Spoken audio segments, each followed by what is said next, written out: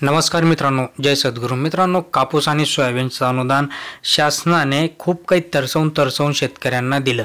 But याच्यामध्ये एक गोष्ट अशी लक्षात येते की काही शेतकऱ्यांना याच्यातनं पूर्ण मोबदला मिळालेला नाही आहे. ज्या अर्थी शासन सांगत होते की हेक्टरी 5-5 हजार रुपये म्हणजे 2 हेक्टरच्या मर्यादेमध्ये प्रत्येक शेतकऱ्याला 10,000 रुपये आम्ही देणार आहोत असं शासनाने सांगितलं. बट ते पैसे त्या मर्यादेमध्ये शेतकऱ्यांना मिळाले नाहीत. आणि कापूस आणि सोयाबीन हे दोघं देखील शासनाने सांगितलं होतं की आम्ही दोघांचे अनुदान शेतकऱ्यांना देऊ. जसं की जर तुम्ही कापूस देखील लावला असेल 2 हेक्टरमध्ये त्याचे 10,000, जर सोयाबीन देखील लावला असेल 2 हेक्टरच्या मर्यादेमध्ये त्याचे 6,000 असं शासनाने सांगितलं होतं. तर शासनाने ती जी काही त्यांची शासन निर्णय होता किंवा शासनाने ज्या पद्धतीने सांगितलं ते शासनाने पाळलं का, तर सपशेल नाही. आणि तीच माहिती आपण या व्हिडिओच्या माध्यमातून जाणणार आहोत. चॅनलवर नवीन असाल तर नक्कीच सबस्क्राईब करून ठेवा. व्हिडिओला लाईक करायला तर मुळीच विसरत नका जा, म्हणजे मलाही तेवढ्याच एनर्जीने तुमच्यापर्यंत पोहोचता येतं. तर शासनाने ज्या अर्थी सांगितलं की आम्ही प्रत्येक शेतकऱ्याला देऊ. बट याच्यामध्ये ज्यावेळेस आपण कमेंट बघायला जातोय तर काही शेतकऱ्यांना कापसाचं अनुदान आलं आहे, काही शेतकऱ्यांना सोयाबीनचं अनुदान आलं आहे. आणि शेतकऱ्यांची याच्यामध्ये गल्लत होते की नेमकं आपल्याला अनुदान का आलेलं नाही.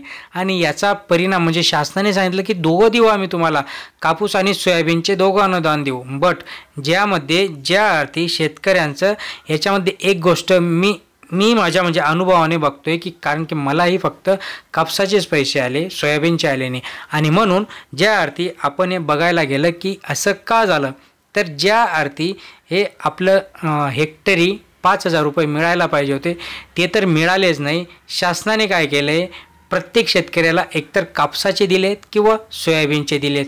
म्हणजे शासनाने दोघं जे अनुदान आहे ते पाडले नाही.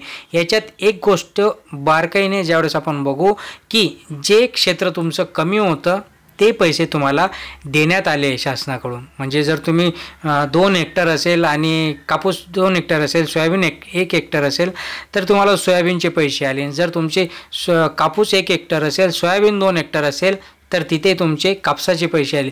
म्हणजे शासनाने बरोबर त्या अनुदानाला कात्री लावली आणि तेच आता सगळ्या शेतकऱ्यांपर्यंत होत आहे. म्हणजे बहुतेक शेतकऱ्यांना तर ते आलेलंच नाही आहे, बहुतेक याच्यातनं गाडलेत. जसं की आपण म्हटलं होतं की 49 लाखच शेतकऱ्यांना याच्यातनं पैसे आले, ते पण निम्मेच पैसे आले. इतर शेतकऱ्यांचं कोणाचं KYC तर कोणाचं पीक पाहणी तर कोणाचे वेगळे जे काही संमतीपत्र होतं याच्यामुळे ते अनुदान राहिले. याचा दुसरा टप्पा देखील येणार असल्याचं शासन सांगते. पण दुसरा टप्पा कधी येईल आणि तो कधी, आता ह्याच अनुदानाला 1 वर्ष शासनाने लावला तर ते दुसरं अनुदान कधी मिळेल काय त्याचा भरोसा नाही.